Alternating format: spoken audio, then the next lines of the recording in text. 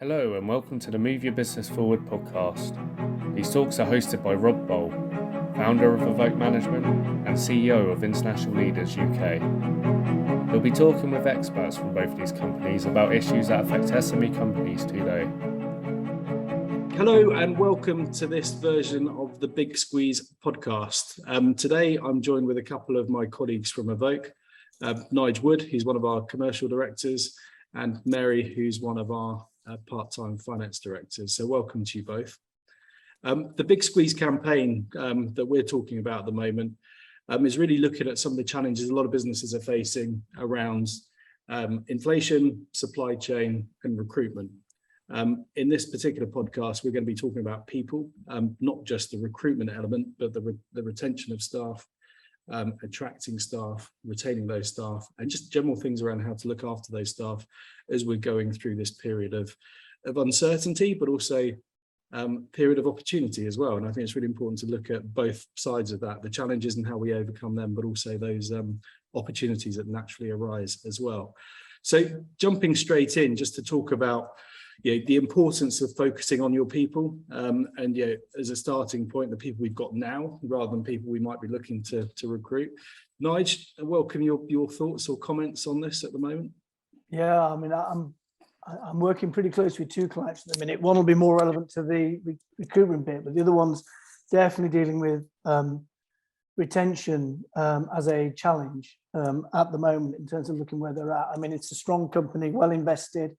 Went through its funding recently and has a lot of money in the bank, but doesn't necessarily mean it's can immediately keep all its good people. And my challenge with the CEO there, initially, my challenge to the CEO is, does he understand who his good people are and what he means by good people in a business that's been growing a lot? So he's added a lot of people this year. But that means he's getting on the ground on organizational intelligence, if that makes sense. He's increased his dependency, even though the business has grown, on just a few individuals. So I'm very much getting him to focus on understanding where those pockets of organizational intelligence are, what he's doing to retain and secure them in the individuals, and how that's then going to be spread across his wider people. Because the trick with good people is making them help you create other good people, and that's a big part of their value to me. We're going to have mixed success. We are about to lose some. I mean, they've gone through their investment rounds.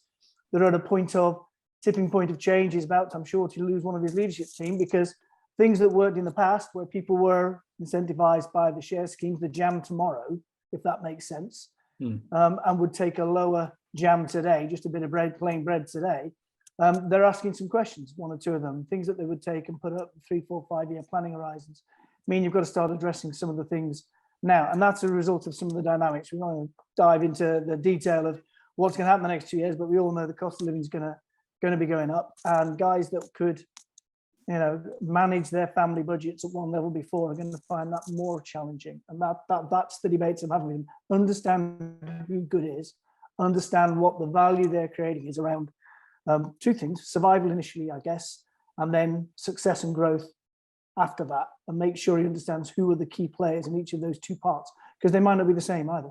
Yeah, it was some good points there, Nigel. And actually, an interesting thing is, we think about companies that might be finding it tight for cash and keeping their margins where they need to be, but a well-funded scale up, which you've just been describing, it's got some issues. And I think everyone, whatever state you're at, is going to have some challenges and needs to figure out ways of dealing with them. So we'll pick up on a few of those in this chat today. Mary, be great to get some of your thoughts on the current situation and the importance of focusing on your people. Any particular thoughts right now? Yeah, I mean, almost on the flip side to the situation that Nigel just explained, are the companies, as you've mentioned, who can't afford to ramp up their salary costs. And particularly looking forward into a recession, how that will affect those businesses longer term. Will they survive if they have to keep up with growing salaries? So I think it's very important to try and invest in your staff in other ways, whether that's offering other incentives or whether it's simple development and nurturing and making sure that they understand that they have a future and a growth path within the business. That's not going to retain them if they can't afford to pay their electricity bill. But it does go a long way to getting that engagement and that buy-in. If people feel they're valued by a business, they're much more inclined to work harder to help you increase your productivity and increase their value to you as well. So I think that's something that often gets overlooked when you talk about purely about salaries. It's also one of the things that disappears out of budgets quite quickly in tough times is your training budget, your people development budget, and I think this is the time to actually prioritize some of that money, or just think about different ways of training, upskilling, engaging, getting the buy-in of your staff. Nigel, any thoughts around that? No, I couldn't agree more with that. And just to pick up on the first point, salary is only, to my mind, a short-term fix, and that actually isn't often why people are leaving. And actually this individual's probably leaving because the culture isn't right and hasn't changed. And this is stuff that you can almost change for free. If you think about it, you create the culture based on your behaviors, and what was working in the past isn't working now. Thinking about how you value your people and the culture you create and the ability for them to contribute are the things, from my experience, that have made teams bond and stay together on both the good times and the bad times, if that makes sense. So now is the time to be investing and over-investing in communication and engagement strategies at this point. Which again, depending on your business, can be part of the culture or not. It's a team, isn't it? It's the team focus. You're working as one to get to a goal, and you need everyone on the team to understand that goal, understand the important aspects of the deliverables to get there, but also be part of it, know what your role is and how you can help. Being part of a strong team and a good culture team, and surrounded by people who feel confident in what they're doing and are enjoying it, is really hard to beat. And it poses a risk to anyone thinking of moving, let's say, because you are going into the unknown in that space. And you know, it's certainly a lot cheaper to create, I would argue, than salary increase per se, to your point there, Mary. So I'm gonna come to Amy. Sorry, I'm gonna come to Mary in a second. One thing I was just thinking of is, you referred to this earlier, Nigel, is if you are having these kind of challenging conversations with people that you think, actually, are we going to keep these people? Can we keep these people? Management or the leadership teams need to know who you actually want to keep. And if there was a choice, who are your key people that you see as being the future of this business? Because whatever happens, there's going to be different scenarios where you actually do have to cut headcount, or you might have to prioritize the people you definitely want to keep and retain.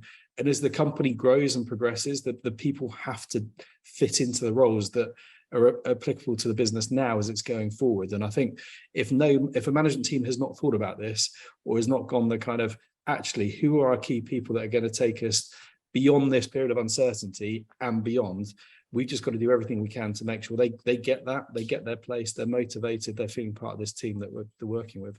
Mary, any thoughts on that? Yeah, it's funny. I had a recent conversation with somebody very much along those lines. Who are your key people? Who are your most valuable employees? You can split them into two categories. You know, a lot of times you hear people talk about progressors and processors, and they're equally valuable to your business, no matter what task they're doing. You might only focus on your progressors, those who are going through a career acceleration of growth within your business, and look to be setting up to have key roles in your business. But you can easily forget those who are the core of your business, who keep things running day after day. And many businesses can't identify that in their individuals, whether they're good at what they're doing or whether they're just sitting there plodding along.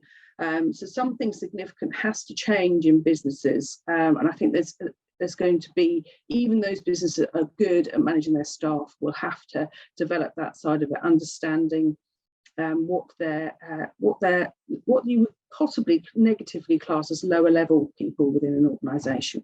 Yeah, no, 100%. And I think one of the challenging things for a management team is actually trying to have those conversations together and try and get on the same page as well, because people have always got different opinions, and you have to have some kind of methodology to kind of think through, you know, the people you want to keep, the people you know you need to retain, the people that are potentially going to have a big impact if they leave. I've got a couple of ways I've done that with companies, which I think just give a bit of context and ways to talk about team. I like talking about the right people in the right seats, thinking about, okay, what the business needs in terms of roles, and in that role, what are the responsibilities? Have you got the right people for that role now? And do you have the right people for that role to develop as well? And you can have a really nice conversation around roles and responsibilities, right people, right seats, which I think gives a bit of tangibility to those discussions. We also got a vote. We've got a profiling tool that I really like called Perfect Teams. And that's a really good way to start understanding the different characters within your team and turn that into right, what does that mean for us? What kind of people have we got on the team? And what does that mean in terms of where they could go in the organization, how they could potentially add more to the organization, how they're interacting with different people? It just gives a really good context to have some conversations about, which I think management teams struggle to know where to start, right? It's a difficult thing to do, and it's not always an easy conversation to have either. Nigel, have you gone through that process many times? Yeah, I mean, it's in fairness, with lots of different people, and actually it's the bit that again, in some of the small to medium-sized businesses I'm now working with, is almost one of the most neglected. It starts from a fairly small team, the businesses I'm dealing with, and the skills don't exist in the leadership, and they therefore don't even know that they're missing, of how am I going to develop and retain this team as I go forward? What's the future for different members of the team? And understanding that and how you grow the skills of the good as well as the others, is something that is missing from the dynamic in those organisations. And I think the other side that's made it a little bit harder, and actually plays right across, I think, this retention and recruitment markets, that's different to maybe the last time we went through the experiences like this, is the changing working patterns and behaviours. The whole work from home, mixed economy. How does that play into developing your team and reasons to stay or reasons to leave? It can be harder to know, recognise, and then reward the current players. I'm a passionate believer in that any business that's all remote better be very clear it's very good at that and got good reasons for that, because I think it is very hard to develop the majority of your team if they're not learning whilst they're doing, if that makes sense, from the people that you would perceive as the good leaders in your team. It can be done. I've done loads of remote working in my life, but it really does require some effort and different thinking. It'll be also affect why people choose you over another organisation, and it won't always be that you give them the opportunity to work at home. I know a lot of people for whom actually now it's the opposite. They really do want that blended economy and want to be with people and have different sides to life, as well as those that want that flexibility. So when you're looking at both your retention and recruitment, expect those conversations and have a plan for them, because that's something that if you can be flexible on, it can be very hard for others to replicate. So it moves us on to just thinking a bit about not only retention but attracting staff and recruitment.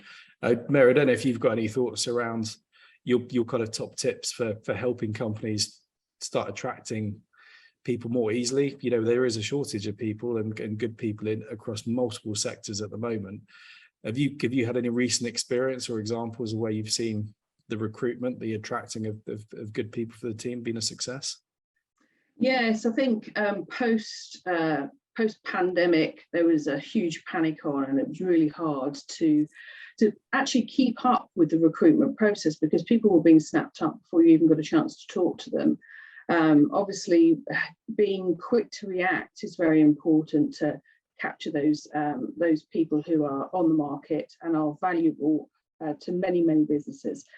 But if a business can't afford to compete or exceed salaries in the market, which is often what's been happening, then other things can be looked at. And I think so many businesses overlook benefits within a business, a small business particularly. Maybe you don't offer a sick pay package. Maybe your holiday entitlement isn't that great in the market. All of these things can be looked at. They have a cost. But I think some of the productivity and buy-in that you get when you offer a better benefits package will far outweigh any costs that you get, and it's a minor cost. Other things that can be looked at are what's your pension look like? Can you offer a salary sacrifice for that to reduce the NI? Can you buy into this scheme that the government are looking at for the electric vehicles, offering your employees an electric vehicle that's going to mean they're getting pretty much new car, no VAT, because that goes through the business. The business obviously have to pay back 50% of that, but it's still quite a good incentive. And I saved on both sides for the employee and the employer. So these are reasonably low costs, in some cases no cost to the business, but they have an amazing psychological benefit. And the working from home, as Nigel just talked about, I think a lot of people are realising now that working from home can psychologically be quite hard, but to offer flexibility and some hybrid working or flexible hours, or even go down the route of investigating the 4-day week if you can manage it, if you have the processes in place to manage it, is also another relatively low cost incentive for people. I think that's the key, isn't it? How you manage those things and how you keep them fair as well. And I don't think that's an easy thing to do. One company I worked in is slightly larger than the kind of SME size. They had a no holiday allowance rule, so no one had a specific holiday allowance. You could essentially take as much as you wanted, as long as all the work got done. And there was just a concise way across the business of it just working. There's always a few people that probably would have maybe just taken advantage of that, but I think their colleagues would quite quickly, do you know what, you're not getting your job done, you're going to have to sort that out. And it just was dealt with across the team.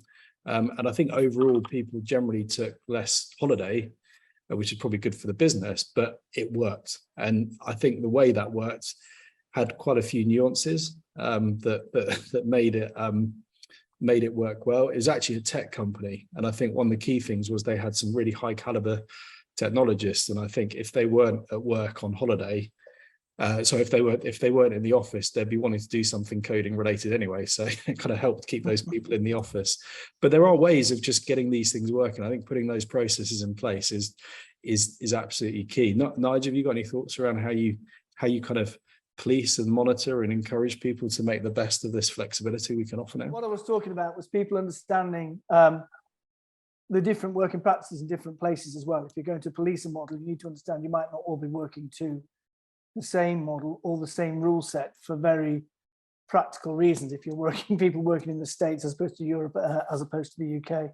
Then went on to say from that, the other side to think about in that is picking up your point on recruitment, is where do you get the best people and what's the most effective way to find them? And it really surprised me. It's been learning. It's the second business I've done over towards the States. And a big learning for me this time was actually just through LinkedIn, which I have to say I've never found the most useful in the UK. Just putting stuff about our business out there, making sure we have some good current relevant posts, and then putting the job out there. The market is very dynamic in that space over there, and they used it. And we got some fantastic sets of CVs coming through this full leadership level roles. Made me rethink about that a little bit as well. So understand where the people you're looking for are looking. I guess it's an obvious statement, but it saves you quite a lot of money if you bring them in through that route rather than through a more traditional recruiter. Yeah. And also shout about the fact you're recruiting as well. I think a lot of people absolutely are recruiting, but they don't actually tell anyone. And I think if nothing else, it's a good message for your customers. You know, we're growing, we're recruiting again. Absolutely, it's a massive absolutely. The marketing team push it out everywhere, every time we're advertising roles at the minute. Yeah, cool. So a couple of things just to wrap up, because we've got a few minutes left. One important topic that has come up a couple of times for me talking to business owners is, and we've touched on some of this, but cost of living. Yeah, we've got a lot of people that might work in our teams that are paid different amounts at different levels of disposable income, and anything around your personal expenses going up, the inflationary pressures is a massive hit. And I think sat there as a business owner or as a management team, trying to understand at what point should you be proactively doing anything about that, potentially offering something to help with that? Should you be waiting for people to come to you and then dealing with it case by case? Or what is the right thing to do? And clearly some businesses are going to be restricted. They probably can't pay any more out. And there might be some ways to do some some non-expensive ways of adding value. Mary, have you got any thoughts as to what the right approach is, or what the options are around helping your employees with the cost of living crisis over the coming months? Yeah, I think that preempting the question is the right way to go. I think if you wait, you've lost people already, especially your more valuable people, the ones that you really want to retain. What that looks like very much depends on the financial situation of the business, because if you start, as we spoke about before, if you start increasing salaries, you have to do it for others in similar bands and similar positions. Eventually, you're going to price yourself out completely. And it's not just what you're giving them right now. When next year, when you have to give pay rises, or when you want to give pay rises, you're adding on top of salaries. So something that isn't added to a salary will obviously save you a lot of problems in the future. So other benefits, as we spoke about before, or lump sum one-off payments, that's another good way to go if you can afford it, if you have the cash flow for it, or even looking at some phased approach if you don't have the cash flow in your business for that right now. A promise that you will deliver on, but something that's going to materialize over the coming months. I think that's a good thing, isn't it? I think when people, especially if a business is struggling to pay more and done everything they can, everyone's on the same page in a way. It's like, I think a business owner can easily say to a team member or someone asking for more money that, I'd love to be able to pay you more money. You do a great job. You're contributing a lot to the business. I'd love to be able to pay you more. We can get there if we manage to achieve these goals for the business. That's one of the key things that I think you can communicate and share and explain, the fact that you'd like to do that, but you can't do it just now. However, if we get to this point and you contribute towards that, then that's definitely a possibility. Nigel, any final thoughts on how you deal with the cost of living for team members? Well, I'm completely with you on the avoid increasing the fixed cost base of the business if you can. It might mean you have to slightly over top up with something that's not permanent. Okay, to that point. So any top up might be prorated a little bit more, but at least it's a one-off. And the next 2 years, I don't think many of us would honestly say we know exactly what's going to be happening in this. And you can probably get a horizon going forward of 18 to 24 months. After that, you'll probably have to do some structural stuff, because people will start to think about mortgages and loan repayments and movements and things like that, where the base level becomes a little bit more relevant to them. So I do say to the guys, avoid increasing the overall fixed cost base. Understand who the most valuable players within your team are, and then find ways of targeting some of the funds at those individuals, whether it's funds, whether it's actually spent on funds or other things and incentives and bonuses. Make sure you're targeting so you get the biggest bang for your buck, if you will, in terms of your retaining the right people. Nigel, thanks. I think there's some great thoughts there and comments. So we're just out of time for this podcast today. I just open it up. Any lasting thoughts on team that either of you want to share right now? Last top tip for anyone listening to this and thinking, right, if I do one thing, Nigel, what do you think they should do? In the context of where we're at the minute and what we're discussing, live in your team's shoes to a degree. Think that they're not living in the same space you are. So make sure you understand what's driving them and their experience of working for the business at the minute, and that they know you do as well, because I think that's more likely. If they can understand you trying to understand them, then I think that gives one of your best pluses for retention. Cool, excellent. Thanks, Nigel. Mary, any final tip to share? Yeah, that's a good point from Nigel. Just find out, maybe even open it up to find out what it is that people would want to get. On top of what, if you can explain that you can't do anything on the salary, what will incentivize you, what can help the short term. But I think a lot of companies as well are panicking right now and reacting wrongly. And I think you need to really think about what you're doing and not panic. No, great. I think that's a great point, Mary. And I think that the top thing I'll end on is, look, everyone's going through this running a business right now. No one should be sat there thinking they're alone. They're the only one going through this. Everyone is. So just talk to other people, talk to peers, talk to people that you think could be in a similar position. this is what we're here for, to talk to businesses and be that sounding board, be people that can give advice and guidance. So pick up the phone, have a chat with us, if nothing else. Thank you both, Mary, Nigel. Really enjoyed talking to you today, and look forward to talking to you again soon. Thanks for listening. If you'd like more information about the topics discussed in this podcast, then you can find us on our website at moveyourbusinessforward.co.uk.